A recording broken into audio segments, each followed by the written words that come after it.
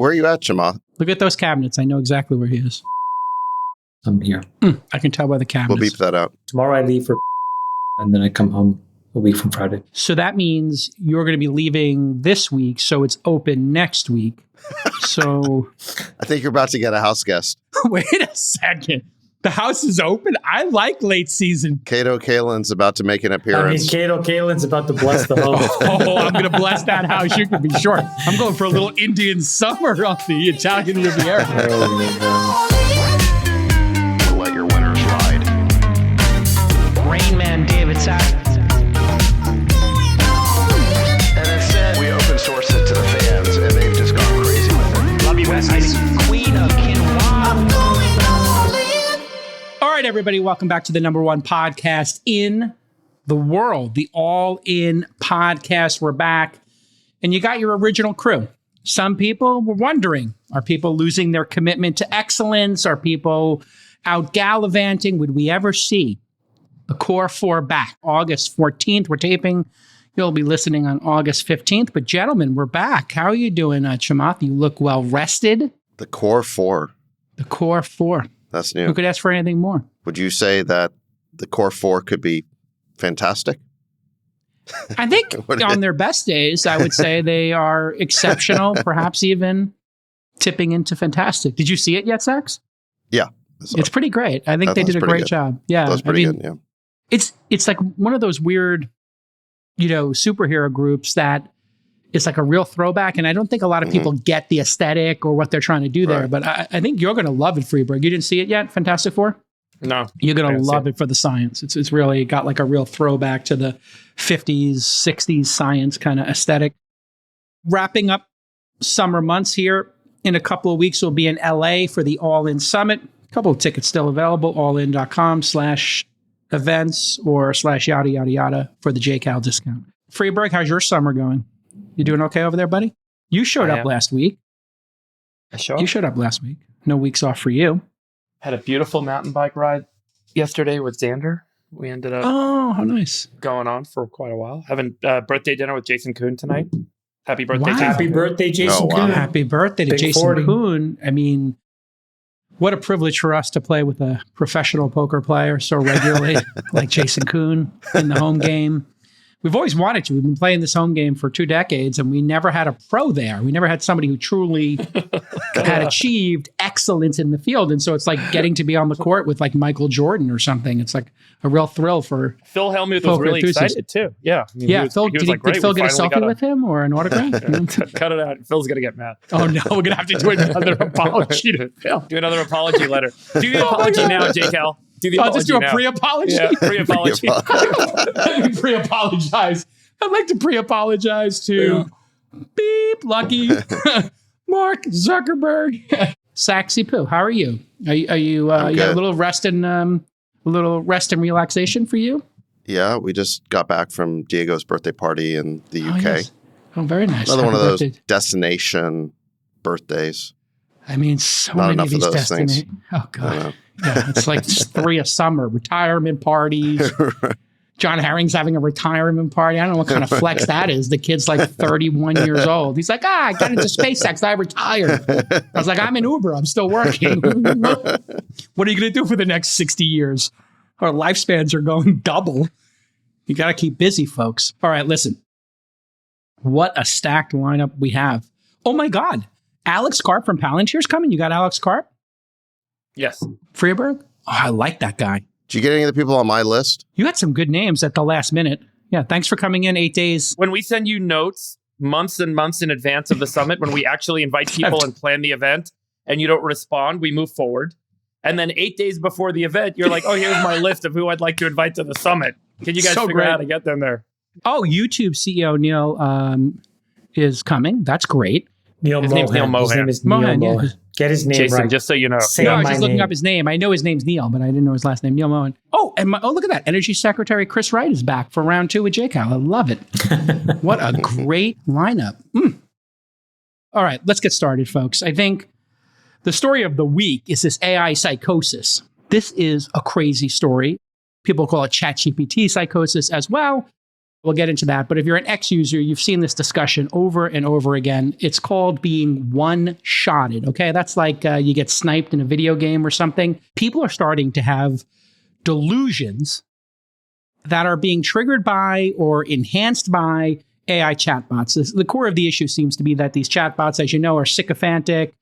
They confirm your beliefs. They agree with you. They're effusive in their praise. And it's so believable that now people are starting to believe they're in a relationship with AI, okay?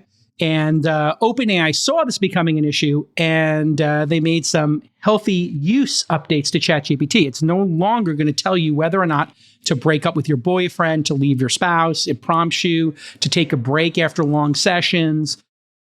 And they also admitted that their 4.0 model had been creating some of these psychosis scenarios. Quote, there have been instances where our 4.0 model fell short in recognizing signs of delusion or emotional dependency. Psychology Today had a story just recently, the emergent problem of AI psychosis. Man, people are falling into romantic relationships. They have godlike delusions. And a prominent investor, you may have seen this, seems to be undergoing some AI psychosis, according to people who may be near it. I'm not going to say his name, but it's pretty clear who it is. But he released a video where he started talking about recursion and all this crazy stuff. You may have even witnessed a little bit of this when Travis was on the program a couple of weeks ago, and he said he was like spending his time on the fringes or the edges of Quantum physics. mechanics. Yeah, and like hitting, like it really can take you down the rabbit hole. There's a really interesting subreddit. Sorry, are you called, saying Travis is suffering from AI psychosis? I'm saying we may need to do a health check. We may need to do a health check because smart people can get involved with these AIs. So we may have to do a little welfare check on our boy TK. Can you just tee this up and hand it off so that the rest of us can talk, please? I'm about to do that. Okay, Chamath, you seem to be raring to go with this AI psychosis issue. Go ahead. Enlighten us with your hot take. Go ahead. I miss you too. You're the best. Hold on, wait, my phone's ringing. Oh, great. Hey, listen, Andrew, I'm going to send you a link to a Zoom chat. I'm just hoping you Hello, can just hop on for a few. Yeah, make me an offer.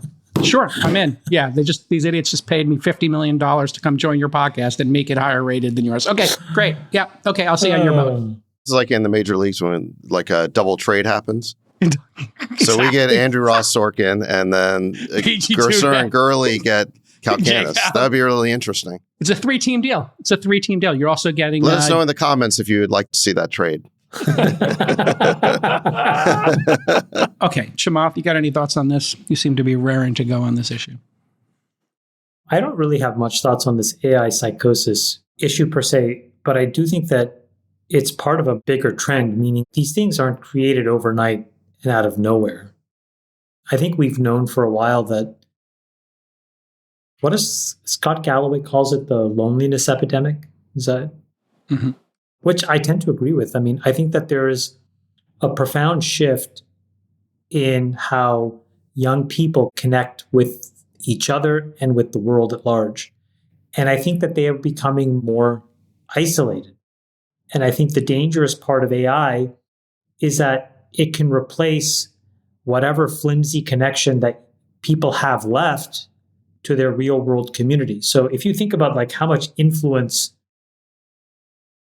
is shaped and generated in places like Instagram by real people, and then go to the limit of a very useful AI that replaces those people with fake people and fake pictures you can't discern, but they're willing to be responsive to you and engage with you and talk with you. On the one hand, it's incredibly interesting. On the other hand, that person is ultimately not real. Yeah. And so I think whatever it is that people are going through right now, and you can see it in all kinds of data, right? You see it in marriage rates, you see it in household formation rates, you see it in childbearing rates. Something is broken. It has been for a while in society. I think all these tools have exacerbated it, and I think this is just yet another step in that direction. Freeberg, what's your take here? Sorry, I apologize. I'll say one more thing. I was talking to somebody about this, and he mentioned it. He framed it this way, and I thought it was really interesting. If you look at online services, their primary mechanism of action is via dopamine. And they're trying to find mechanisms to trigger the release of dopamine. And that's what gives you that stimulative sensation, right? But if you think about real world relationships, having a wife, having a long-term girlfriend, those are fundamentally about serotonin, not dopamine. The dopamine wears off very quickly. And what are you left with? You're left with establishing a long-term structural relationship with somebody and the ups and downs of that. And it's not always peachy keen. That's the same thing with friends. And so I think the other thing that's really interesting to note is that we are sort of all in on dopamine. And young people, particularly the ones that are the most susceptible to this, I'm going to guess, have not had enough structural interactions in the kinds of relationships that actually create these long-term serotonin-like behaviors so that you can actually balance this stuff out. And so I suspect that this thing is going to catch on like wildfire, in part because it's taking advantage of a trend, I think. Yeah, it's a quick hit as opposed to the long-term gain of deep friendship. Freeberg, what are your thoughts? I was in the college dorms in 1996. There was this woman who was in the room next to me, and she was on AOL IM. And she got stuck on AOL IM like 24 hours a day. She failed out of college. She was completely addicted to it. She like disappeared into this rabbit hole of doing IMing with random people online. It was the craziest thing. I don't think that the chat is necessarily revealing. I think it's just at a much larger scale, this challenge with this psychosis where you get drawn into these holes. There's a study by a researcher called Julianne Holt-Lundstad who took 148 other studies, psychological studies, to identify the relationship between social interaction and mortality. And strong social relationships increased survival odds in humans by 50%, which is equivalent to quitting smoking, more impactful than obesity or physical inactivity. I think that there's a real struggle that people have with loneliness that manifests in a bunch of different ways. But psych studies have shown that some of the key motivators for going online to engage with social interaction systems is self-expression, recognition, curiosity, emotional regulation. You can test ideas. You can engage cognitively in ways that you can't or you don't have access to in real life. So there's a whole lot of motivating factors for people to go deep in social engagement online. And there's never been an infinite social engagement system until AI came along. These chat interfaces came along. Right. So rather than have to go find someone on the AOL IM network or find someone in a chat group or find someone on a bulletin board, you have this infinite personality you can engage with. So I actually asked ChatGPT like this morning, would you be my friend? And it was I pass. Well, I think the challenge is once you end up in these deep rabbit holes with a chat interface, there are things that happen with the way LLMs operate that can drive you into this warped reality because you're now so fully engaged, you're fully captivated by this reality with the chat interface, but the chat is not a human. So it doesn't have the same wiring, the same triggers as a human might have to realize it's going down a wrong place. So when I asked ChatGPT what drives some of the psychotic breaks that happen in people that overuse chat and end up in these deep rabbit holes, number one, it said feedback loops in training or operation. So if the AI is trained in its own outputs without safeguards, then small inaccuracies in the training system can actually compound. And so over time, this causes responses that it says spiral away from factual grounding, similar to a human stuck in a self-reinforcing delusional loop. So suddenly the AI becomes delusional and you become delusional with it because you get taken on it. And the second is this prompt. What is that called? Folie à deux? Is that the term for the second Joker movie where like the psychological phenomenon of two crazy people reinforcing it and spiraling out of control? It may be, but I think this is just like the AI can take you on this journey on like a one-sided basis because you as a user just get, the AI is compounding away from reality. It's crazy. And the second is what's called context poisoning, where long conversations or poorly controlled inputs in those conversations can actually push the model's internal representation away from its starting state. And so this causes like off-track reasoning. But if you're deeply in it, you're 16 hours, 80 hours into a dialogue with the AI, you go with it. And so I think that these are these things that are causing these breaks.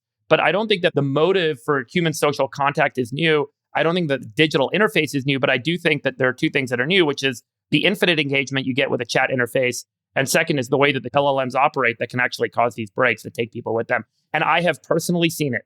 This is not some like New York Times report. I've actually personally seen it with people I know that have got caught in these loops that get broken mentally. It's really sad. And so it's definitely an issue. And I think they're going to need to put safeguards. Sachs, you have any advice for these losers and dorks who are creating relationships with their ChatGPT? Could you just break the ridiculousness of this, please, with some Sachs wisdom. Well, yeah. I mean, look, this whole idea of AI psychosis, I think I've got to call bullshit on the whole concept. I mean, what are we talking about here? People are doing too much research? I mean, they're stuck in a loop doing 12 hours of research on AI. Okay. Look, this feels just like the moral panic that was created over social media, but updated for AI. Yes. And the media is going to love it because they're afraid that AI is going to do to them on the creative side what social media did on the distribution side, which is replace them. So the media is going to love this concept and promote it. And then the trial lawyers are going to love it because it gives them a new basis for suing all these companies. And then there's going to be individuals out there who are like, oh, I have that. And they're going to glom onto this message. And you're going to see more and more people claiming they have this because it's going to draw attention to them. But the reality is that if you look at that Time magazine story, which was trying to brand this concept of AI psychosis, the game is given away by this doctor who says, I don't think using a chatbot itself is likely to induce psychosis if there's no other genetic, social, or other risk factors at play. This was Dr. John Torres, a psychiatrist at Beth Israel Medical Center. Okay, so what he's saying there is that if you don't already have a predisposition to some psychosis and you're not suffering from extreme isolation or loneliness, then you're not going to get this, right? So in other words, this is just a manifestation or outlet for pre-existing problems. And I think it's fair to say that we're in the midst of a mental health crisis in this country. But if you look at the charts on this, it began long before ChatGPT kicked off the AI race at the end of 2022. And you can see that the mental health decline is affecting all ages, but it's most acute among the young. So Nick, if you could pull up those FT charts, what you'll see is that there's been a big drop in conscientiousness among young people, a big increase in neuroticism, big decrease in extroversion, for example. But where this really took off was starting around 2020. So in other what words, happened then? right. So correlating with COVID and the lockdowns and that whole huge societal disruption that we now want to kind of forget and paper over, that's what seems to have triggered a lot of these mental health declines, which kind of makes sense that if people couldn't go to school for a couple of years and they were in these lockdowns and it disrupted social formation and the development of young people, obviously that's going to have a bigger impact. So I think this AI psychosis thing, it's going to get a lot of play. The media is going to love it. There's a lot of other groups that are going to love it because they're going to hope to profit from it in some way. But ultimately, I think that if the only thing that's happening is that people are just going on chatbots and researching to their heart's content, it's probably a relatively benign outlet for pre-existing conditions that were there in society. Well, and you did mention the social media psychosis. There's a lot of people who have social media psychosis and they spend 20, 30, 40, 50 Twitter posts a day. And that's probably 3 of the 4 of us here on this program who are super engaged with that platform. It may not be as much of a psychosis, but it is an addiction, sure. Well, I think the whole moral panic over social media was also overblown. But I do think that if you compare... And there was video games before that, and it was violent video games before that, and chat rooms on AOL, violent movies before that, and there's always pornography, the D&D, rap lyrics, rap lyrics. Or what was the lyrics where they were accused of being demonic? Judas Priest, Twisted Sister, Judas Priest or Twisted Sister, Marilyn Manson, all of them. Yeah. So there's always something. But I will say even that even the Beatles were outlandish, and they were a threat to societal fabrics back in the day. But even just comparing AI psychosis to the moral panic over social media, I do think that it's probably undeniable that social media has had an influence in society, because what happens is you get on Instagram, people are posting this best version of their lives. And so it creates maybe a distorted sense of reality, and people can sort of buy into that.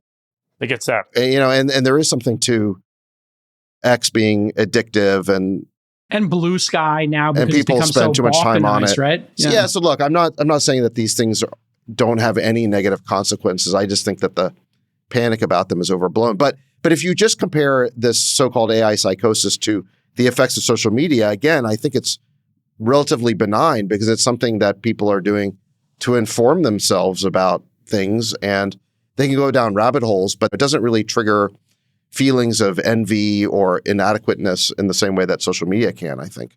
Yeah. It seems to be hitting like two groups of people. It's the same group of people who get catfished, like lonely people who are looking for a connection. And then it's like the conspiracy theorist, delusion of grandeur. Maybe they're like on the borderline with mental illness, seem to be the two groups that are getting sucked into this. But it is related. You were talking about the social fabric, Chamath, maybe in our group chat earlier, and you had some thoughts on that. And maybe we'll just pivot into the social fabric story. So here, this went viral. Estimated percentage of 30-year-olds who are both married and homeowners. So two of the American dreams, dare I say, getting married and starting a family, having kids. And in the 50s, that was, half of 30-year-olds already were married and already had homes. And now we're down to 12%. There's a lot of factors here, obviously, Chamath. But your thoughts generally on this? You were I started to do some research on this, and it's really sad, actually, what's happening right now. So I think if I had to kind of frame this, that chart that you showed is more of the outcome. And so you have to go all the way back and try to explore what are the potential root causes that causes this kind of an outcome. And there are a bunch of them. I think one of the first ones that we have to look at is what has happened to young men. And I think what's happened to young men is a little concerning. So I don't think it's our generation, but I do think if you talk to people 30 and under, you start to hear a consistent theme from guys, which is one, they don't really have the social skills to really talk to girls. It starts with that. And so what happens is they go to these different outlets. They go to video games. They kind of communicate more online. As a result, they tend to have brittle or fragile emotional relationships and social relationships. They don't date the same way that they used to. Then a lot of guys just feel like they also don't want to get caught into being perceived, post the Me Too movement in any way, shape, or form as being untoward. You take all of these factors and you put it together, and there's a lot of guys that have just opted out. And they just kind of move in a direction of parasocial relationships instead. Then I started to look at like the data on porn usage. It's out of control. I had no idea. But do you guys know what the average age now of a porn watching male is? That's scary to think. The average age? Yeah. Would it be the average age of an American man, or does it skew younger? I would assume skews younger. It's gone from 20 down to 16. There are more than 50% of 12-year-old boys now that watch porn. Oof. I was shocked. I was like, what are you even talking about? I was a teenager, late teenager, I think, when we had you found a magazine here or there, whatever. Yeah, you got a girly magazine, yeah. But can you imagine what it does to a 12-year-old boy when they start to get instant gratification, and you compound that all through high school, and they don't have, quote unquote, what we would call game, right? The ability to just talk and just kind of carry on a conversation. What do you think happens? And then you go into the dating pool, and what are these dating sites optimized for? These dating sites are optimized to keep people there, not for you to find a relationship and for you to churn, right? And so the gamification and the dynamics of those systems are where many young men and women now look to find a relationship. And so you have lonely young men, that creates lonely young women, a small cohort of very eligible men and women that everybody's chasing and fighting over, everybody else kind of left on the sideline. And so what do you think happens over 15 or 20 years of this activity? It's what you see in this data. People aren't coupling up. They're not having long-term committed relationships. So obviously, as a byproduct, they're not getting married more. Obviously, as a byproduct of that, then you're not combining two incomes. You're still with one income. At the same time, Nick, I just pulled this data. You can show it. What has happened to the underlying things that people would look to as satisfying markers of progress in life? A home, a good education. Those are way out of reach. Right? So if you look at this chart, the price to income ratio of a home from 1980 to now has effectively made it so that you have to make an enormous amount of money as a single individual to afford a home today. And then if you only have a small percentage of people actually getting married and bringing two incomes together, you see what you're seeing today in that chart. So I don't know. I think that we have an issue in the American fabric we need to figure out. I don't exactly know what the solution is, but it's taken me this long, and maybe this is what all these young people have been screaming about, and I have ignored, so I apologize for not really understanding the gravity of it. But I think that this is a big problem, and I think we need to start talking about it a lot more. And here's a manifestation of it. If you look, past year prevalence of major depressive episodes, U.S. adults, 2021, pretty recent data.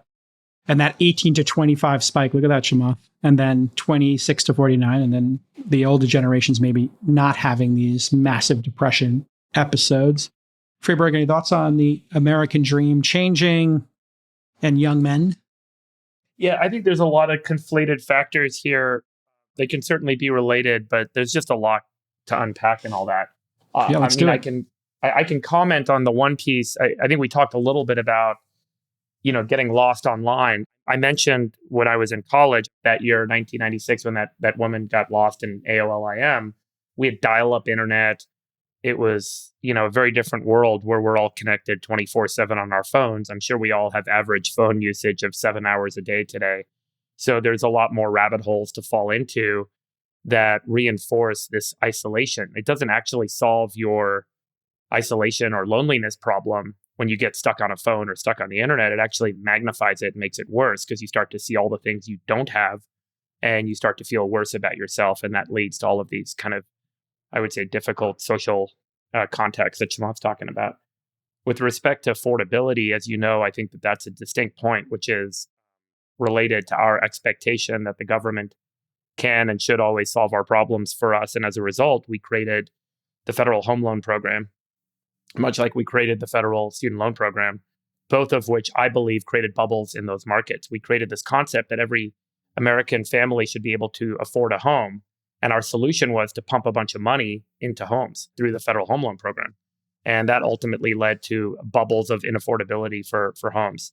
If we really want to solve this today, besides solving the government spending problem and inflation problem and dollar devaluation problem, which obviously require cutting spending, I think it's going to need to be some sort of set of rules around making sure that homes are not being bought up by institutions. That's one that I think is going to be a pretty popular point that's going to come up in the next year or two, particularly in the next election cycle. So, there's two sides to that one. I think you're kind of dancing around the issue there, and I think it's very real, which is the financial piece of this, Friedberg. Boomers have just absolutely this couple of generations. If you look at the cost of homes, like you mentioned, the cost of education, and then you just look at real wage growth. I don't know if I sent you a chart, Nick, if you can take a look at this. The big problem in the United States is wages have not grown, except for people who have a lot of money already. And so if you wanted to start a family and you're in $100,000 in debt for your student loans and homes have doubled, tripled, quadrupled in price when compared to your income, and we don't have real wage growth, that's an issue. And I think this will become the issue of the next election. We see Mondami and the socialist movement. We talked about it last week. If you really want to make a compelling argument for the next election cycle, I think it's real wage growth. And if you look at something like minimum wage and this disparity between what top earners make and minimum wage, here's a chart of where minimum wage is in the United States versus other developed countries. There's a real argument here, even though we might all be free market individuals. Well, there's a very different approach. Yeah. There's a very different approach to higher education in literally all of those countries except for ours. It's affordable. Yeah. Well, yeah. And I think that we have to call a spade a spade. There was an entire generation, if not two generations, of young men and women younger than us, right? So not in their late 40s, early 50s, who were told that they must, not should, not it's nice to, they must go to university. And these folks took out an enormous amount of financial support to do so. And part of the underlying reason was that they were told, and it sounds very credible, technology is coming, and there's going to be so much automation of all of the other kinds of jobs that you may do in a trade school. You should go to university and protect yourself. Well, lo and behold, it's turned out to be the exact opposite. So could you imagine where, you could have gone to trade school, been an electrician, been a plumber, done something, welder, made a couple $100,000, married somebody, she does a good job. Now all of a sudden she also makes $150,000, $200,000 a year. You're making $400,000 and you have no debt. That is the key. You have no debt.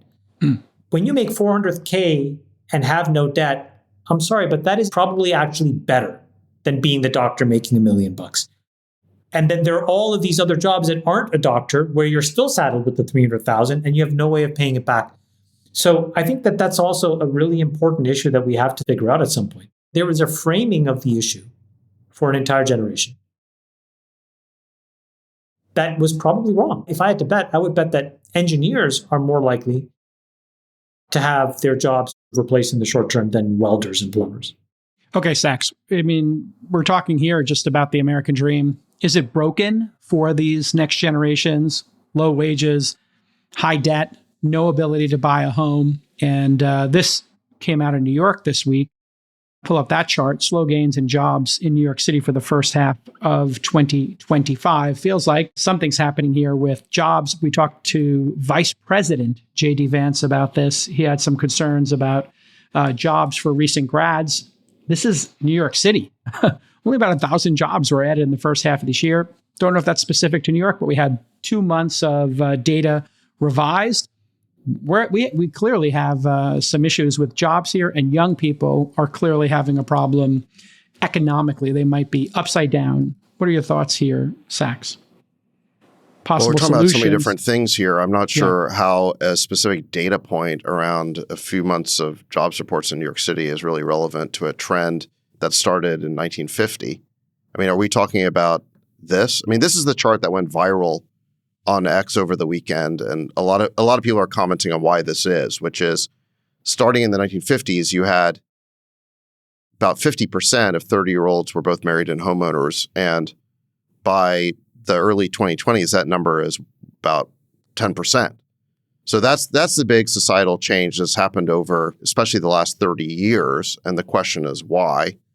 And I think there's both economic factors and social factors. And I think you guys touched on some of the big economic factors. I mean, one is the affordability of housing, which I think is mostly due to the fact that we're not building enough. And that's due to the fact that in large urban areas, I mean, in these blue cities, you can't build anything because the cities have tied everything up in legal and regulatory red tape. And that's the whole point of Ezra Klein's book on abundance, is to try and get liberals to change their point of view on that.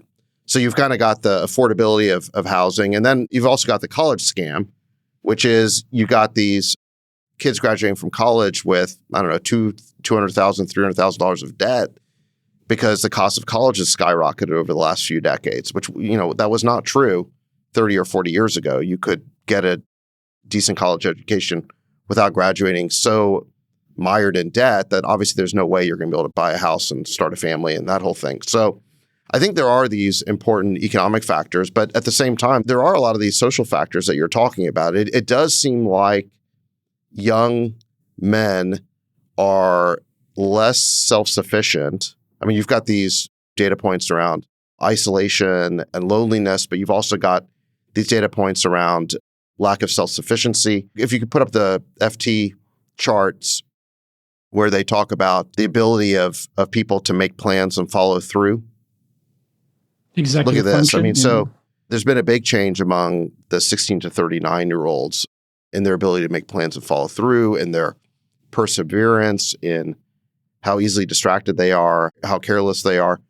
And so I do think that there is a sense that a lot of these young people just aren't ready to be the head of a household, to own their own homes, to start a family.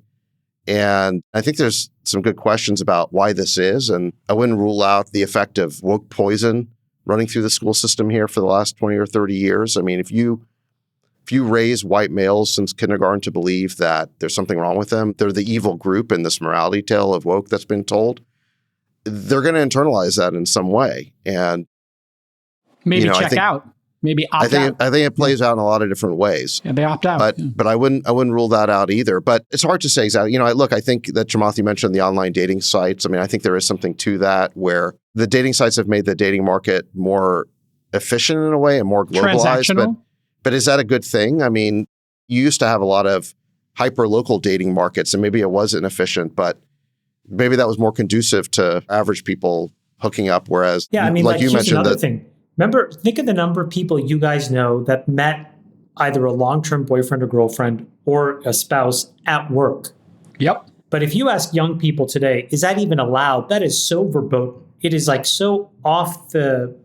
Too it's risky. not allowed. You're not allowed to do any of that because of this latent fear, Sachs, as you said, of there could be an accusation. How do I defend myself? And so there's a fear that has, I think, seized a large part of our youth. Yeah. What a great platform this is for either party or a new party to pick up. Just double the minimum wage, take out all these regulations, build more homes, and make college affordable. Those three things are such a winning platform. Freeberg, you think that we should... What do you do with the mortgage market? God, it's so difficult. I don't know. Do you just basically privatize Freddie and Fannie and let them underwrite? I 100% think you got to privatize Freddie and Fannie as a first step. And then you have to stop underwriting student debt so that you don't underwrite the through $200,000 degrees. I believe 100% in ending the federal student loan program. And I think that it will force a restructuring of the entire higher education system in the United States, which no one wants to hear, no one wants to do, and everyone's against. But I think it is the only path forward. We have the chancellor of UC Berkeley and the president of Dartmouth coming to the All-In Summit to talk about the future of higher education. I think this is probably, in my book, one of the top 3 most important issues we should be discussing right now. We have to get rid of the federal student loan program, and we have to force a right-sizing of higher education and a restructuring of higher education such that the access to education becomes more ubiquitous. It's not this $300,000 debt load that everyone is forced to take on. And it enables a more fair market and a more free market where people get what they pay for. And ultimately, people are going to have to make decisions about what majors they're getting and whether or not to pay for these colleges. Or whether they get a major at all. Have the social acceptability to not do that. And another tactical thing, Freeberg, is to just this accreditation scam where only certain people can give college degrees. If you allowed, entrepreneurs to create schools like Joe Lonsdale is doing here, he had to buy an accredited university to kind of back into it. But if you asked a bunch of entrepreneurs, hey, lower the cost of this degree from $250K to $50K, they would figure out a way to do it. And it's already happening. People are now using ChatGPT, using online tools to get their education and doing that around the existing system. So, life finds a way. These young people are finding a way. They're finding ways. I'll be honest, I really like Trump's attack on Columbia, UCLA, and Harvard, because I think that those were these sacred cows that were always left alone. They were meant to be these signaling mechanisms of elitism and quality and future prospects. And those institutions ran totally amok. They started to do things that just made absolutely no sense. To your point, there was a really good article, I think it was in The Atlantic this weekend, about how the humanities captured science. So basically, these universities get a large amount of their federal funding by getting research grants allocated to the university, and then they get an administrative topper on top of the research grant. Historically at Harvard, that administrative topper is 60%. So if a researcher gets a $3 million grant at Harvard to work on cancer research, $1.8 million of administrative fees are paid to Harvard University. Ridiculous. So a lot of the universities use those fees to expand and grow out their administrative staffing and also to expand and grow out their humanities. These aren't bad programs per se, but it basically meant that the science funding was being used to kind of create what some people are now calling social engineering that these universities then engaged in over a several-year period. One of the other key questions about the future of higher education is, should science and engineering be coupled with the humanities from a funding perspective, or should those institutions be split up? Peter Thiel has a very funny saying about this, which is anytime you have a concept that you want to fund that has the word science after it, it's not a science. So just kick it to the curb. Yeah, physics is physics, social science. When you're political science or social science, what is that? Yeah. In China, in Germany, in Russia, there are science and engineering institutions that are separated from universities where you can go and learn the humanities. And I'm not discrediting the value of learning the humanities. If you can afford it, if you think that there's value in doing that for yourself and your career, yada, yada, go for it. Good luck, et cetera. If you're wealthy and you want to engage in that because that's something you want to pursue, society needs that, we value it, great, go for it. But the problem is the research being separated from the humanities is critical. Sachs, if you want federal funding, shouldn't we and you want nonprofit status for your giant endowment, why not require these schools to increase the number of Americans that they're educating and to lower the price of the education? Now, if you want to do it privately, fine. But if you want federal funding, if you want taxpayers to underwrite these incredible institutions, double the number of people you're teaching, triple the number of Americans you're teaching, and lower the cost 10% a year till more people can afford it. Like we have to hold them to some standard here for increasing the number of Americans who are educated, because those institutions now are global institutions. There's very few Americans going to them. Listen, we've seen with all sorts of goods and products that when the government is paying the bill, the price always rises. You always get inflation because the government is relatively insensitive to cost. Whereas if you look at technology products, the price keeps going down over time. There's a really good chart on this, right? Where like all the sectors of the economy that are experiencing massive inflation, housing, they're all funded by the government. Healthcare, housing, education. Yeah. There it is. Yeah. So look, that's what's going on with higher education. But I want to bring one other thing into this, which is, we spend a lot of time talking about higher education. We don't really spend that much time talking about the quality of K through 12 education. And my sense on this is that over the past 30 years or so, there's been a shocking decline in the quality of American elementary 100%. and high school 100%. education. I think it's so bad. So bad. If you look at the performance on standardized tests, the extent they even do testing anymore, you see pretty sharp declines in the quality of education. But there's a lot of places now where they're trying to abolish testing. They're abolishing gifted programs, math programs. This is like a big issue in California, San Francisco. They tried to get rid of those gifted schools because of so-called equity. In other words, they want to define the standards down to the lowest because it would be supposedly unfair for some kids to experience the advancement of being in a gifted program. And then, of course, you get into the behavioral standards. I mean, we've all seen these viral videos of fights happening in schools where, sometimes the teachers are in the fights, sometimes the kids are in the fights. This has been a total decline of behavioral standards in schools. I remember back in the 1990s, Bill Clinton got a standing ovation in the State of the Union because he said that they should have school uniforms. And there was a sense that you should have discipline in schools and high standards. And now, I actually think that's a good idea. I mean, I actually think that 100%. We need to, uniforms and have phone lockers. No phones in the school. You check your devices. There's a lot of things that could be done to raise the bar. What is this? Fighting in Brooklyn in a school? This is what goes on in China. Oh, look at that teamwork. We should do that at the summit. The four of us should bounce basketballs and show that we're a team. This would be a good team building exercise for the all-in retreat. Remember, the schools are in America, the public schools are not run for the benefit of the kids, they're run for the benefit of the teachers' unions. And we saw this during COVID, where Randy Weingarten insisted that the schools stay locked down and closed far longer than was necessary, when everybody else had already realized that these lockdowns did not make sense, that putting the desks 5 feet apart was absurd. It was a placebo at best. Who made that statement, Sachs? Because I remember this happening. I remember the union guys fought against reopening the schools. Absolutely. There was a guy you mentioned. It was Randy Weingarten and the teachers' unions that were fighting the school reopening, and they kept it closed for a year longer than necessary. I mean, in California, it was closed for roughly 2 years. There's absolutely no justification for that second year, even if there was for the first one, which is highly questionable. And then the way they were having, 5-year-olds wear masks to school. Yeah. I mean, even in our schools.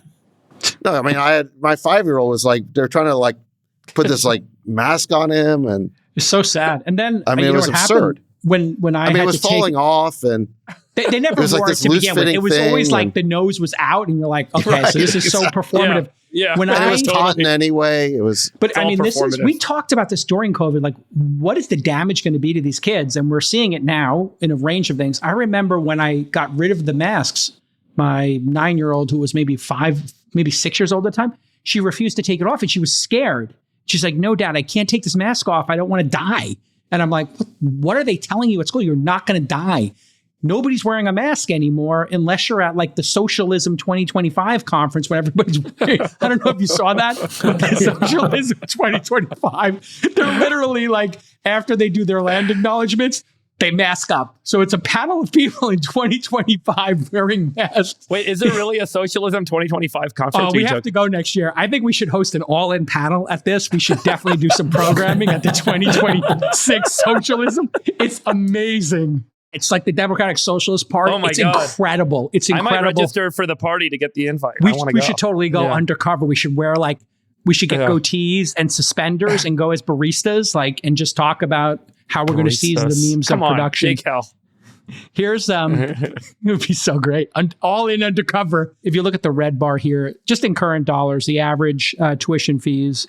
When we went to school, it was $2,000 to $3,000 a year on average, and then now it's at 10, and that's an inflation at dollars. If you put entrepreneurs on this and just said, The problem is the socialist mindset is that the way to solve that is to get the government to do more and make it more free. And the reality is that the reason this happened is because the government began to provide student loans unlimited to everyone that got accreditation. Who's running education in the administration? Let's talk to them about accreditation and cracking that open. That's not even the issue, accreditation, we could invest in a company to do this. There was plenty of bullshit private universities and private schools out there. The problem is they all get access to the capital. It's not about accreditation. It's sure, make accreditation more easy, but at the end of the day, you need to make capital more efficient. You need to get the government out of the role of allocating capital to education. That's it. Right. There's actually a really simple fix to this. Somebody needs to close the loop so that when you say you want to go and get an art history degree, the answer is you can do it, but you need to pay for it. And no loans. Well, in other 100%. Words, what you're saying is there needs to be a restoration of underwriting criteria for this type of lending. I've said this forever. That's right. Exactly right. But also, if you do the next prize, you said, what's the least amount of money you could spend to educate somebody to be a lawyer? You would get entrepreneurs who'd be like, oh, that's a great business. But entrepreneurs don't go after this because the accreditation process is decades long. It's impossible to do because of regulation. Civil servant David Sachs. Let's put this on your short list. AI is going to be an accelerant here, David, because I do think that with AI, it's a great equalizer. There was a company I was talking to the other day that does AI education, and they are having an absolute liftoff in their business in South America and in South Asia. And in these markets, there's a dearth of qualified teachers to stand in front of a class and teach folks. And so by using AI, these kids are now getting ahead of American kids. And in other words, they're advancing through AI psychosis because they're spending 12 hours a day on AI. Right. Well, probably 2 hours a day. I mean, that's probably what's going to happen is the AI is a great leveler because you can basically get all the world's information at your fingertips in a way that's fully interactive. And personalized education, personalized tutoring. That's it. But then some trial lawyer is going to end your ability to get that because they're going to call that AI psychosis. The technical term is adaptive learning. And I don't know if you guys drive your own cars anymore, but in the Tesla, they just added Grok to the dashboard. If you long hold the Siri version in there, it turns into Grok. And I did a thing where I said, hey, test my vocabulary. And it started giving me words. It would ask for my definition. I give it the definition and say, you're close. This is a better definition. And on my rides to and from the office now, I'm doing vocabulary tests and it's increasing my vocabulary and testing me on higher and higher. So you're now third or fourth grade or what? My vocabulary's already been off the charts. I guarantee my verbal score would be higher than the three of you. Guaranteed. What does AI say about the correct way to pronounce monetization? Well, I've been working on that, and you know what? I'm correcting that. But make fun of me because of my dyslexia. I need an accommodation. I actually personally prefer JCal's version. I like it a lot better. Actually. Monetization is iconic. Monetization. Lean into it, folks. All right, listen. Let's give some red meat to Sachs. He took the time to show up. Trump sent the National Guard into D.C. Folks seem to be generally in support of it. 2 weeks ago, Doge staffer Big Balls was badly beaten by a group of 8 to 10 teenagers in an attempted carjacking. And he truly has big balls because he tried to protect his woman and just fought hard. Trump posted a bloody picture of him on Truth Social saying in D.C. that crime is totally out of control. And he decided if D.C., this is what he said, if D.C. doesn't get its act together and quickly, we will have no choice but to take federal control of the city and run this city how it should be run and put criminals on notice that they're not going to get away with it anymore. Well, he did just that on Monday. Trump invoked Section 740 of the D.C. Home Rule Act of 1973, allows the president to take control of the District of Columbia, and for up to 30 days. So daddy's home, and 800 National Guard troops are in the city. I mean, if you told me you could send 800 National Guard to the Tenderloin and get rid of the fentanyl dealers, I'd be like all for it. Sachs, your thoughts on this move? Obviously, some media elites or people are hand-wringing, oh, this is Trump trying to be emperor or king, but he's legally in the right? He has the right to do this in D.C. specifically. What are your thoughts generally? Is he going to go roll into New York, San Francisco, and L.A. next? That seems to be the hand-wringing. Or is this an isolated kind of D.C. specific? Well, no, the federal government has the right to run D.C., and I think it did until the 1960s, and then you had this experiment in home rule. And I think you'd have to say that the experiment has not worked out that well. So last year, Washington, D.C. had the fourth highest homicide rate in the U.S. Its homicide rate was nearly 6 times higher than New York City, which wasn't great. The homicide rate exceeded Atlanta, Chicago, and Compton. It also has one of the highest robbery and murder rates among U.S. cities. And there's been numerous assaults and robberies on congressional staffers and members of Congress. In May, you had 2 embassy staffers were murdered. In June, a congressional intern was fatally shot just a short distance from the White House. And then, of course, just a week or two ago, you had that attack on the DOJ staffer. I think his real name is Edward Constantine, a.k.a. Big Balls, who was mercilessly beaten by a group of I think, teens. And that's been a big issue, is that juvenile crime is a huge issue in D.C. because there's just no punishment. I mean, they're caught and then they're released. D.C.'s had a policy of zero bail, which we've seen in many cities. But what that basically does is create a revolving door at the jail. As soon as someone's caught, they're released.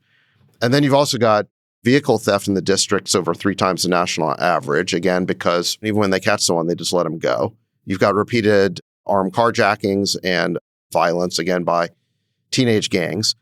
And the liberal media's favorite talking point on this is that somehow violent crime is down in D.C., which is the exact same thing we heard about San Francisco. Remember when Chesa Boudin implemented the zero bail policy and crime was going through the roof, and CVS and Target were shutting down. All the stores were basically locking up the toothpaste. I mean, people could feel the crime, but no one was reporting it because they just knew that nothing would happen. So I think this is the typical gaslighting we've seen before, and no one really can trust these stats. I think they all have stories about crime. There's a bunch of commentators on CNN and MSNBC who've been trying to make this argument about the crime being fictitious, and they've been bringing DC residents on the air as guests. And every time they try to do man on the street, it blows up in their lap. Yeah, right? they try to get these DC residents to support this crime is down narrative. And then every time the DC residents start telling stories about them or their friends being victimized, it's like, oh yeah, I know this friend of mine got shot, or this person got carjacked. And God. It's become comical now, and a lot of these videos are going viral. This is what's good about the murder statistic, is that you can't make that one up. That one's harder too, right? Yeah, exactly. I mean, you can't cover up somebody getting shot. We had the same exact thing that happened in New York. My brother was a cop in the 90s. We had stop, question, frisk. People call it stop, frisk. People were overwhelmingly in favor of this. Now, listen, people shouldn't be randomly stopped, and we all have concerns about that. But crime was so bad in the 80s in New York when I grew up there that in the 90s, people were like, yes, stop, question, and frisk anybody hopping a turnstile. And that's how we got all the guns off the street. And then New York became incredibly safe under Giuliani 1.0 and Bloomberg. And it carried on so if you remember, we got Dinkins 2.0, de Blasio. So if you remember, the theory back in the 90s of how you reduce crime was the broken windows theory. Yeah. Which is that you get rid of the entry-level crimes and you get rid of the visible manifestations of lawlessness and chaos, because when you create an environment in which it appears that those things are tolerated, then you will end up getting more of it, especially, I think, by juveniles. So that was the theory in the 90s and absolutely worked. And what you've got in D.C. is the opposite of it. And I think what President Trump has said is, look, first of all, we're going to get rid of the homeless encampments. So that's being removed. You're going to get rid of the graffiti. We're going to stop the zero bail. So once people get locked up, they're going to stay in jail. And we're going to start treating these teenage criminals as, we're going to punish them. We're not going to let them off the hook. If they're committing adult crimes, there's going to be adult punishments.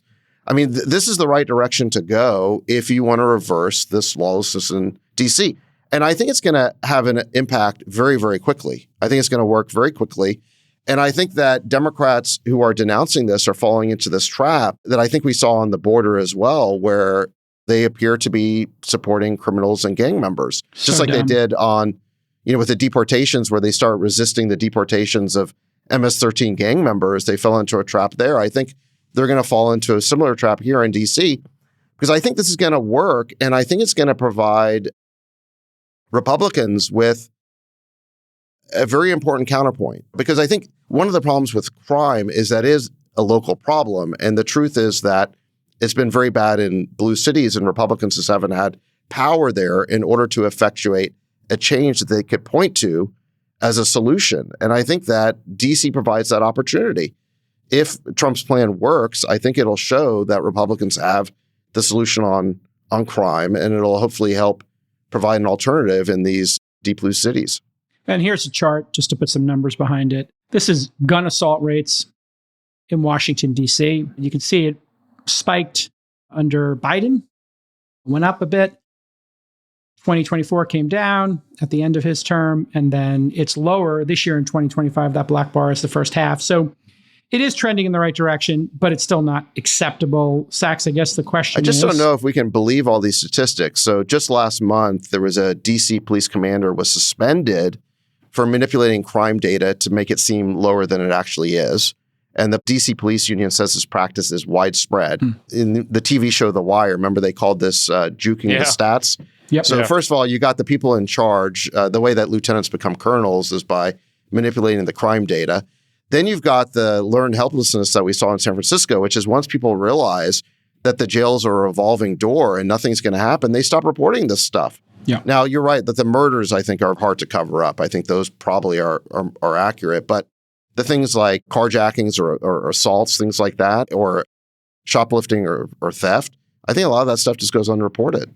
It has become a partisan issue. And if you look at the partisan stats, every time it flips, just like the economy, Republicans think it's a disaster. Democrats think it's fine. And then when a Democrat's in office, it flips. But I guess the question, Sachs, is that I think people have a reasonable argument here. Is this going to be a strategy by the Trump administration to go into New York City next, LA next, San Francisco next? And would you agree with that or not? The question is, what would the legal basis for doing that be? I mean, in the case of DC, this is a longstanding situation where the federal government has the right to run DC and did run DC for many, many decades. And it was only more recently that this changed to this experiment in home rule. So there's clear federal authority for President Trump to do what he's doing, but I don't know if it would be the same for New York and LA. So I tend to think that whole issue is a red herring. Yeah, I agree.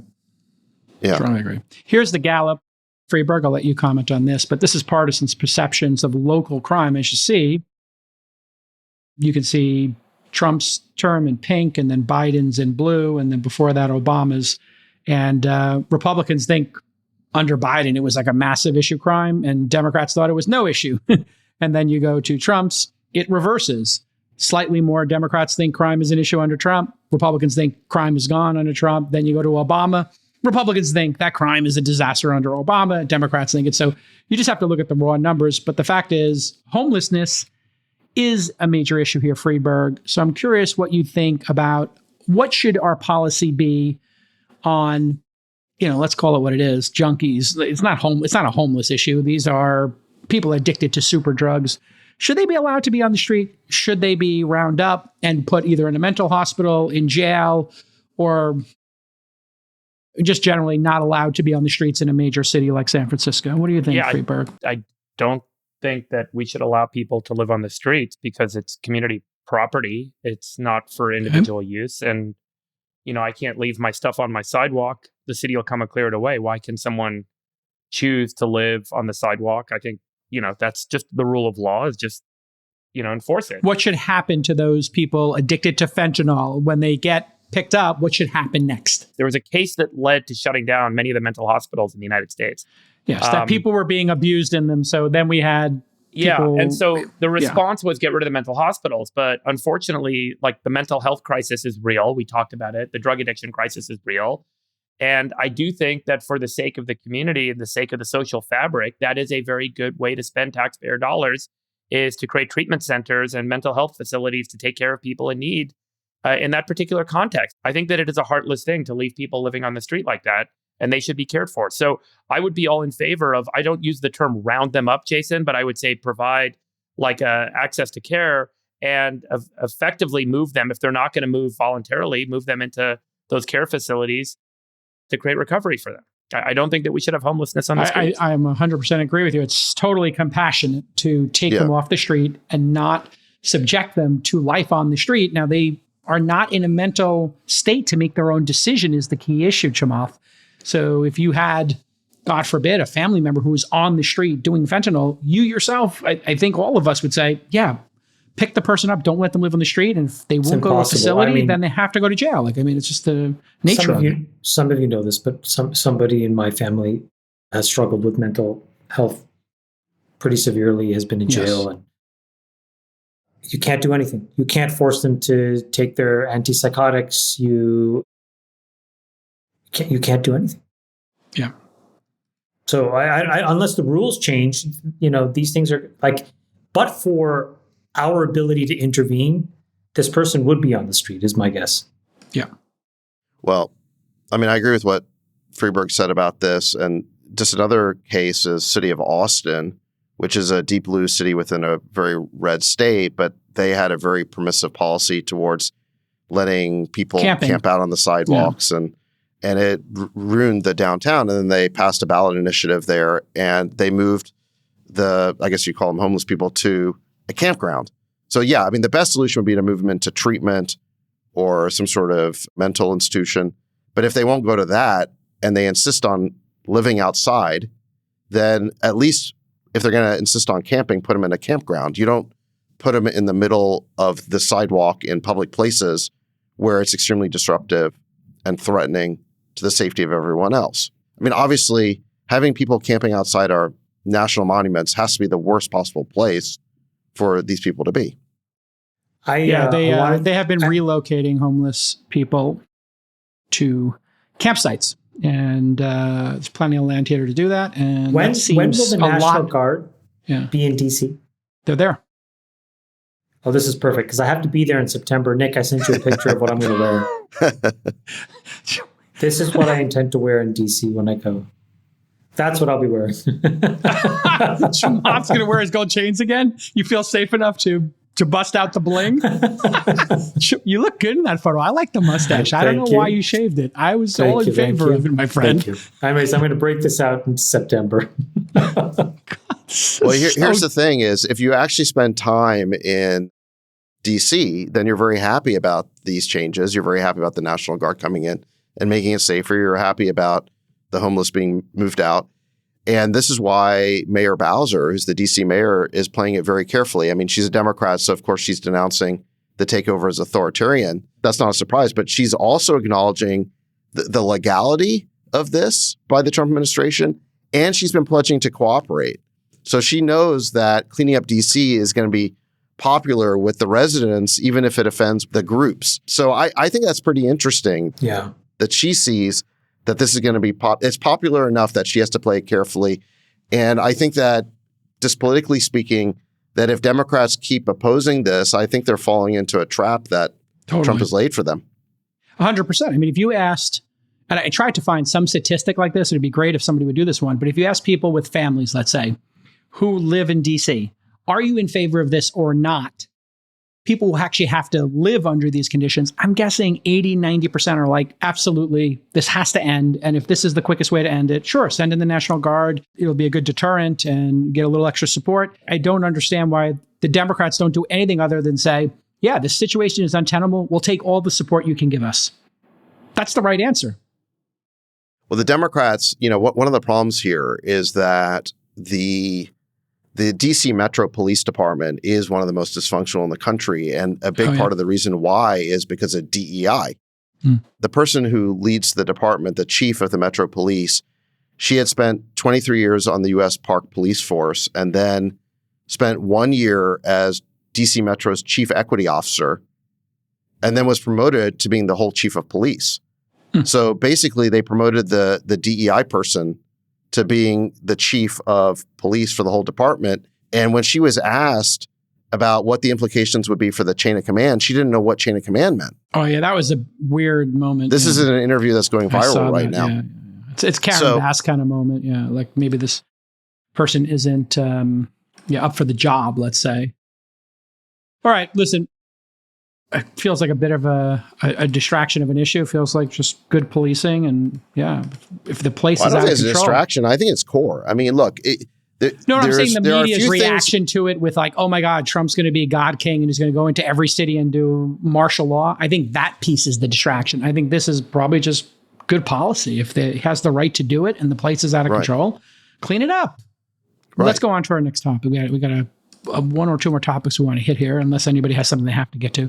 Chamath, you wanted to talk about VC returns versus public markets. I know, Freeberg, you brought this up on a previous issue that you could just set it and forget it in the Mag 7 back in the day. So we're going to revisit this topic. Public markets. Here we go. They've been on a tear. 2023 up 24%, 2024 23%, 2025 we're at 10% so far. Here's just a chart of it. We had one down year, obviously 2022, and it's been on a tear. And it's only happened one other time before that we've had 3 straight years of this kind of 15% performance. Very rare. You see, we highlighted them there on the chart. The dot-com bubble in the late 90s, and then before and after, like peak ZERP, and then now. Now you can compare that to the private markets, venture capital.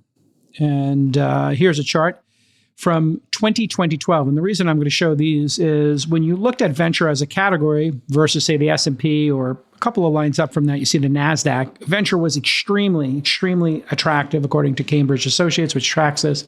They have the best data because they've been doing it the longest. Then we go and we look at the same chart in 2018.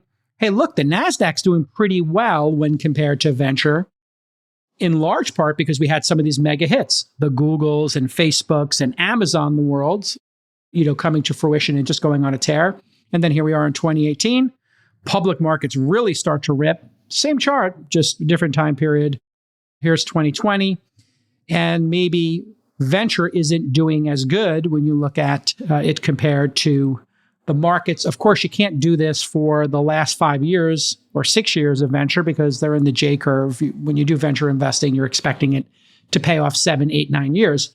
But the trend here, I think, Chamath, that you were pointing out is public markets, liquid, no fees, low fees, minuscule fees when compared to venture, and maybe a better bet for investors, and that's challenged the venture industry. Was that your sort of point in bringing this up, I take it? I think the venture model is broken, but it's broken for 2 different reasons, not totally correlated to each other. The first is purely mathematical, which is when the public markets provide a consistent rate of return. It doesn't matter what that is, but let's just say, you average it out, it's 15%. The question is, what is a private investment have to give you so that it's worth putting it into an illiquid instrument where you don't get your money back for some number of years?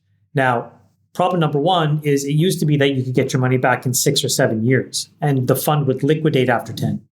Now, you don't typically start to see returns until year 10, and oftentimes year 12 or year 13, which means that they don't really pay out until year 16 or 17. What the math of that would tell you is that you need to generate somewhere between 6 to 10% more in terms of the gross return so that on an apples to apples basis, you're being compensated for all of that illiquidity, right? God forbid something happens, or you want to buy a house and you need the money. In the stock market, you just sell it instantaneously. In a venture investment, you're going to call somebody, they're going to probably haircut you by 30 to 50%, and you're going to sell it because it's illiquid. So if the public markets are giving you 15%, the reality is that you need to get 25% plus. So then the question is, what venture investors generate 25% plus IRRs over a 17-year period or a 15-year cycle? And it turns out that every fund has a very low statistical probability of doing it. Every fund manager if you're in the top, handful, we all know who they are, they'll always at least have one that doesn't. So the problem is you have one that does it, then the next one that doesn't, then the next one that's even worse, then maybe one that comes close. And so there is no systematic approach to the return stream. So how should you look at venture capital, I guess, is one question. And I think the way that one should look at it is, look, in a portfolio where you have a lot of liquid assets, it's a small piece that essentially is a mechanism to learn about the future and to understand how your other assets are going to perform. I think it makes a ton of sense. But if you're trying to crush it, I think the only people that will really make money in venture capital are the GPs building a fee-generating business around it. Yeah. Now that then gets to the second question, which is then, okay, so if you do invest in venture, what's the next big problem? The next big problem is in a world of AI, do you just see the amount of money that's required to build a really big success shrink?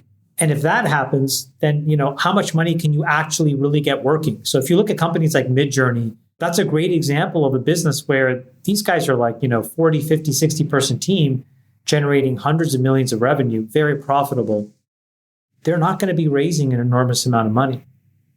So I think that these two things, are very complicated for venture. Doesn't mean that people will stop investing, but... Freeberg, you want to chime in on this, I think? Yeah. Yeah, so I pulled some data together. Nick, if you could pull up the basics. I know we talk about this a lot, but I thought it would be good to show the difference between kind of a normal distribution and a power law distribution, like venture returns, or I don't like to call it venture return, but I do think the returns generally in free markets create value creation in a power law distribution, which means that a few of the many account for the vast majority of the capital appreciation, of the value creation. And that's because of the power of compounding. If you build a better engine of technology, a better business engine, you will compound. And that means that over time, you will accumulate more and more of the market in an outsized way. As you accumulate more of the market, you actually move faster in accumulating more of the market. And eventually it becomes a runaway flywheel. No one can catch up.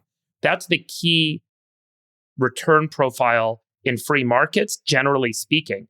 And a manifestation of that is also the return profile in venture, in technology venture investing, because when you find that one or two great hit, the Uber that has a great network effect, or the Airbnb or the Google, it has a runaway effect in the market and it accumulates all the capital and becomes really valuable. And you can see this in the return. So if you just pull up, this is the latest Carta data.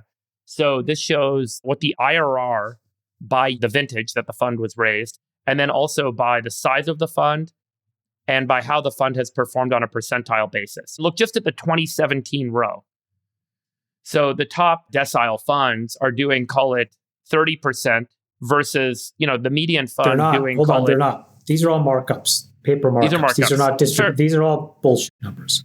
Okay, fair enough. But I'll make your case in a second here. And these are not DPIs. It's not distribution, cash out. This is just marked up value. And this is 8 years old. This is the 2017 vintage. But just the difference between, call it a 30% IRR and a 10% IRR, that compounds over 10 years. So the multiple difference at the end you should expect is the difference of making 14 times your money or 2.6 times your money. The difference between 10% and 30%. And that's kind of what this shows roughly, is that the difference between a 50th percentile and a 90th percentile. The problem with this data, though, is Carta's product is used by a small number of people for a small number of years. That's why the other data we showed from Cambridge is much better, because the 2018 forward are still in the J curve. So and to Chamath's point, they're paper Totally markup. agree. So I you got to put a little major caveat there. Yeah. Okay, I knew we would go down this rabbit hole, so I shouldn't have shown that. But no, it's okay. There were two key points I wanted to make, and just pull it up again, Nick. The first key point I wanted to make is, because of the power law, the job of investing is to find the power law winners. It is not to buy the index. If you buy the index, you are losing to the market, even if these numbers are correct, which they're not, as we've talked about. You're losing to the index if you're just buying the venture index, and it's probably way worse than this. You have to get the winners. And so what this does show, though, is that the smaller the fund, the less diversified it is, which means the more they're likely to capture the winners. And you can actually see that the smaller funds generally have better performance than the bigger funds. For sure they do, because they're getting in earlier as well, Freeberg. and they're paying lower valuations. So that's but the they're other also key. they're not getting diluted away by the index. And the index generally is going to return negative. It's going to be a negative returner. And I think I told you guys, I went to an LP conference years ago, one of the biggest venture funds, and they showed that 45% of their capital went into flat or down rounds. And they had a negative net return on that allocation of capital across 13 funds. And if they had never invested in flat or down rounds, then they would have doubled their IRR overall as a fund. Really important point that the power law matters, which is your job is to just find the winners. Absolutely. And if you find the winners, they're going to compound. So how does that translate? So go to the next slide, Nick. So this is the one that I shared in 2023 that Gokul Rajaram published on Twitter. And that's where I first saw this, which is if you buy just the top 10 companies in the NASDAQ and you just held it, you would have made a 24x multiple over a 24-year period versus if you had just bought the NASDAQ. So just owning the best companies in the NASDAQ is by far the best way to drive multiple of return. Over a 10-year period, you made a 9x multiple. 9x just by owning the top 10 companies in the NASDAQ. And this was through roughly the end of 2023. So now let's pull this up. I pulled this analysis together this morning for our conversation. And this shows that the venture returns don't stop when you stop being a private company. That the real return, and this highlights the point, that most of the value when you find that power law winner, most of the value is created when they are a public company. So Palantir went public after 17 years and their market cap was 16 billion. So they created 16 billion of equity value over a 17-year period. Since they've been public in 5 years, they're now worth 436 billion. So they've created another $420 billion of equity market value in just the last 5 years, probably eclipsing all venture returns that have been made during that same period of time. Airbnb went public after 12 years, worth 47 billion. In just 5 years, they added another, call it roughly 30 billion. Uber went public 75 billion after 9 years as a private company, and now they're worth 190 billion. So they've added 120 billion of value in just 6 years since being public. And Spotify, another good example, 27 billion market cap when they went public after being private for 10 years. And then they added another 120 billion of value in the 7 years they've been public. And I've got the whole list here. This is all these companies that have 100 billion plus market cap. And when you find the power law winner, the value continues to accrete, it continues to compound, and you're better off just buying the public stocks. And I think that this was my big kind of conclusion as I went through all this data. Like, Chamath is exactly right. When you're in the venture market, you learn a lot. And ultimately, I think you probably want to learn a lot to then allocate your capital more wisely into what you've identified are the power law winners, where most of the value continues to accumulate, whether they are private or public. And having an IPO is just a transitionary event for these companies. Their compounding engine will continue as a public company if you've identified them. Facebook's such a great example. 8 years as a private company, 100 billion market cap at IPO, added another $2+ trillion in the years since. Yeah, I think you... But Freeberg, you've cherry-picked all the winners in hindsight, the biggest winners for that list. What if you were just to create a list of every IPO, tech IPO and how it's fared afterwards? Right. No, it's a fair point. There'd be a lot of stinkers in there that you haven't included. But my point, Sachs, is just find the power law winners, and then that's where all the value accrues. I mean, that's hard too. Yeah. Right. Here's I think you have to look at how we got here. I started doing this just, my second decade. And companies decided to stay private longer. That was the big trend. And then there was a lot of reactions to that. Secondary transactions started occurring. And then you just couldn't get DPI. You had to hold it forever. And now the industry is responding to this. So now we have something called strip sales. We have people creating continuation funds, ways to take those early investors and get them out into a new vehicle or to create some liquidity. And Chamath's point is really important because you do get so much intelligence. And what I learned, having been an investor in Uber and Robinhood when they were $5 million and $20 million companies, I was like first investor into those companies, is when they crashed in the market, when Uber hit 30, I bought up a bunch of it as a public investor, even though I had a ton from when I was an angel investor. And I did the same for Robinhood at $12 because I knew the management, I knew Vlad, I knew Travis, I knew Dara, and I had that understanding of the market. And the same thing I did with Facebook, having listened to Chamath talk about it all these years and Brad Gerstner talk about it all these years. I backed into it when it was $92. So what's happening now is what Roelof did with his continuation fund and holding the private ones is in the theme song of this podcast. Famously, when Zach said, let your winners ride. That is the overarching thing here. The industry, the venture industry is in massive transition. It's going to start looking a little bit like private equity and a little bit like Gavin or Brad, where they're private and public market investors.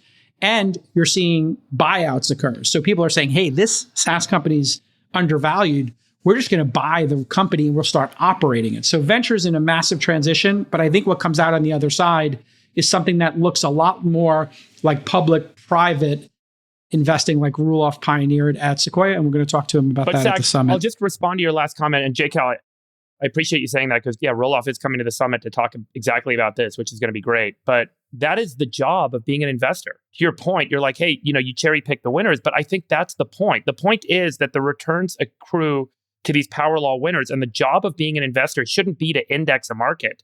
Anyone can index a market. Right. The job of being a great investor is to find those winners. And sure, if you can but the question is how hard that is or easy it is. And I think your list makes it sound like, oh, all you have to do is wait for these companies to go public. No, sorry, that wasn't my point. Yeah, okay. Sorry, that wasn't my point. Well, it kind of came across that way. Too. Yeah, sorry. I was just saying that the power law winners continue to accrue. In fact, not only do they accrue as private companies, and then if you get one of them, you have these 14x funds, but as a public company, they continue to accrue. And so, this isn't just limited to being a venture investor. Pretty much anyone has access to the public markets and can make the decision that they've made a bet on a power law winner. There were a lot of people who were very vocal supporters of Palantir, very vocal supporters of Uber, of Spotify when these companies went public. And a lot of people said, no, they're overvalued, they're naysayers. I think the problem that you would have had trying to implement this strategy is it would not have been clear what you would have been underwriting. What would you have been underwriting at NVIDIA for, not the last 5 years, but the many years before then? You would have been underwriting video games. Video games, yeah. And you would have had this very odd data center business that didn't make sense that, Jensen took a lot of heat for, that he had to defend. And it didn't actually make a lot of financial sense. So I'm not sure. I will give you a counter to that, and I'll call him out and I'll make fun of him now. My co-founder at Climate Corp, his name's Suraj, he's probably listening right now. He bought NVIDIA years ago on the thesis that these GPU chips would eventually be used for AI models because he did all his work at Stanford in distributed computing. He did early work in AI. He was very close with them. But that's different than what you were saying before. I get it. He's a smart guy who made a huge winner, but I'm saying... But no, the problem was he sold NVIDIA too soon because he's they're not actually getting it done. I'm just saying there was probably a person that was as smart as Suraj and bought Intel, and there was another person that bought AMD. I'm not sure what the point is. Here's the point about venture that I think is worth noting. It's an exceptional market that gives the practitioners an incredible edge if you build a business around the information asymmetry that accrues. Yes. That you can monetize. Yes. After that, the only business model is building an asset gathering machine to generate fees, because even the consistency of being able to generate these power law distributions in successive funds doesn't exist. And you can look at all of the data. Cambridge has done this. A lot of these guys have done this. All the big LP fund of funds like Horsley Bridge have done this. Having a killer fund has zero correlation with your ability to then have a next killer fund. As an LP, and I showed these returns on screen, although we blanked out the names, and I'm in all of them, it is really hard to be consistent. It's hard, but let me make 2 points about this. So, and then I got one closing point. Okay. So first of all, Chamath is right that if you look at the data, the recent data, say over the last decade or so, you don't want to be the average venture fund. You'd be a lot better off just being in the NASDAQ or in some other public stock market index because A, your returns would be higher, and B, you don't have the illiquidity. So you can always trade out of it if you want. So it's true that you don't want to be the average venture fund. As an asset class, the average is not great. This goes to Freeberg's point about the power law. You really want to be a top quartile fund or even better, top decile. And that's what LPs are looking for when they're underwriting VCs, is they want to be in top quartile, not the average. So I agree with that point. But the second point is that things can change very quickly in this asset class, precisely because of the power law and how spiky it is. So just to give one micro example, take Figma. We talked about on this pod, was a year or two ago, when the government held up their acquisition by Adobe for $20 billion, and everyone thought that was a disaster because people thought that was a huge premium to the actual valuation. And if eventually they now had to go public as a result, they might IPO at 10 billion. And so it was a big haircut for all the VCs. Well, a couple of years later, they just IPO'd. They had a huge pop on the first day. It's come down somewhat, but the public market valuation is now 35 billion. And there's 3 or 4 VC funds that have made 5, 6 billion, $7 billion. Yeah. And those 3 or 4 funds are now 10x funds. So just boom, in the blink of an eye with one outcome like that, it totally changes the performance of those funds. And then that's going to trickle down to the performance of the asset class as a whole. My guess is that we're in a pretty good time for VC because of AI and the disruption it's causing and the potential for value creation it's creating. It's sort of restocking the pond with opportunities for many more big companies to be created. And I think ultimately they'll be very good for the asset class. I mean, just look at OpenAI. I mean, look, we're a long way off from OpenAI being liquid and you don't want to count your chickens before they hatch. But just 2 years ago, on the heels of ChatGPT launching, the company raised money at a $30 billion valuation. Everyone thought that was crazy at the time. Now they're at a $300 billion valuation, and there's news reports that they're going to raise at $500 billion. So if this keeps running, and again, there's a lot of ifs there. I mean, they could still lose. They could get sell beaten 20% is my best advice. They could still lose to some other company or whatever, but it just shows you how fast things can change. I mean, they could be a $1 trillion company in a couple of years if the trend continues. Probably. So my point is just it because of the power law, it only takes a few big winners to change the economics greatly for particular funds, and then that eventually trickles down to the mean. But again, you're right. You don't want to be in the mean. You want to be top quartile. There's just 2 quick points I want to make as we wrap on this, and great episode, gentlemen. The first is also the wrath of Lina Khan occurred for 4 years. So DPI and exits were muted. So that also plays into a lot of these statistics. And now since President Trump, number 47, David, we have had a tear of M&A and a ton of IPOs, right? That's actually going to be probably a big a factor in all of this hand-wringing around venture. But I just want to give 2 anecdotes here.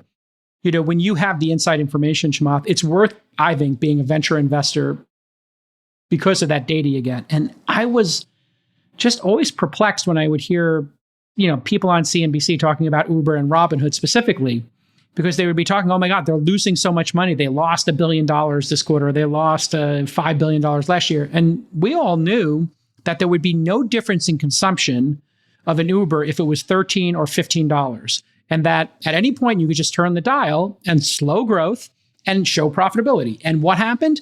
That's exactly what they did. And I made that call and I said this on CNBC, like, is anybody not taking an Uber for a $1 or $2 difference per ride? It's like 2% of people might stop taking it. Sure enough, they did that. Then fast forward Robinhood. Everybody's like, oh my God, this company is like, it's sideways, the market's corrected, people are no longer trading stocks. And I was like, but they keep releasing exceptional products over and over again. And that was always Vlad's key perspective was we're just going to keep adding every product, 529s, 401ks, margin loans, crypto. We're just going to keep adding products every 6 months. And then we will be the default place where all your finances exist. And when it was at $12, I was just like, oh, well, this obviously is undervalued. I'm just going to buy more. And now it's at 120. It's like one of the best. It's a 12 bagger in the public markets. So that reason alone, if you just have enough surface area and enough patience, you're going to hit Robinhood, Uber, like I did, when they're tiny companies. And then you're going to get to have all that intelligence into the public markets, which is why I started doing public market investing, because I could just see all these very clear opportunities where things were obviously undervalued. It was just like so obvious. Well, when you talk about surface area, what you're talking about is diversification. Yes. Right. But the way Freeberg just showed us the winners. It's cherry picking. Yeah. Yeah. And that's kind of my point is it looks really easy when you just look back over the last 10 years and pluck out the winning companies and the winning funds and the winning asset classes. The question is, ex ante, how do you create enough diversification to get exposure to that? And that is why venture is still a popular asset class, is because it is very spiky and you do want to be in those power law funds and power law companies. And it might be a percentage, like the percentage might change. Maybe, Yale wanted to get to 25% or whatever, and maybe the right number is 15. It could change over time based on your own individual needs. I still think it's magical asset class. Chamath, you want to wrap us up? I did that job for 7-8 years with outside capital, and now the last 7-8 have been entirely my own. The differences, I would say, is that it's much, much harder to run a very successful venture firm, in my experience. It's much easier actually to be concentrated and to use the information asymmetry in your favor. It is an exceptionally difficult job to be a successful fund manager. Like what you guys do, I think, is extremely, extremely hard. And to be of that quality. Well, we both started our own firms. That just increases the degree of difficulty because you have to build a team, you have to build an LP base. So if I could own pieces of the GP of both of you, I would. But as a person today, I would not start my own fund. It's just very difficult. Well, it's a very competitive industry, and there is a lot of capital. Very competitive. It's super competitive. But I would also say that that's the supply of capital. If you look at demand for capital, I do think that there is more legitimate demand for capital now than there has been in a long time, because there's this new, you've got this incredible You're saying opportunity. Real businesses want to be funded. I agree with that. Well, there was I think there was a feeling, 5 years ago, let's say, where all the big platforms were getting a little bit long in the tooth, social, mobile, cloud, SaaS. It felt like, again, that the pond had been fished out a little bit. Yeah. And you need a big disruption to restock the pond. And I just think that AI is the mother of all disruptions, and it's 100%. Creating a lot of opportunity. All right, everybody. This has been another amazing episode of the All In Podcast for your Sultan of Science, David Freeberg, your czar, David Sachs, civil servant, David Sachs, doing the work for the American people. And for our chairman dictator, I am the world's greatest moderate, Jason Kalkanis. We'll see you next time. The world's greatest moderate. Love you guys. Bye. We'll let your winners ride. Rain Man David Sachs. And instead, we open source it to the fans, and they've just gone crazy with it. Love you, Bestie. The queen of quinoa.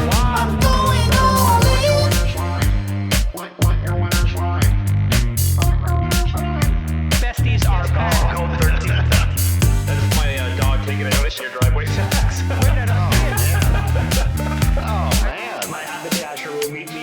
We should all just get a room and just have one big huge orgy because they're all just useless. It's like this sexual tension that they just need to release somehow. Wet your beak. Wet your beak. What? We need to get merch. Besties are back.